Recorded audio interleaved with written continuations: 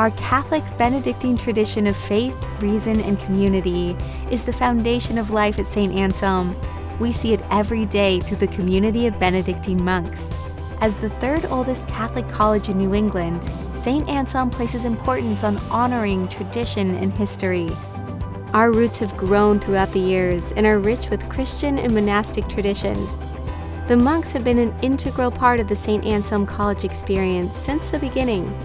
In 1889, a school which would later become Saint Anselm was established alongside a monastery of 30 monks, composed of priests and brothers.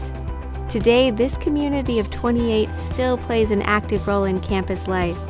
You might see them teaching in the classroom, cheering on the Hawks at a basketball game, or joining in trivia night at the pub.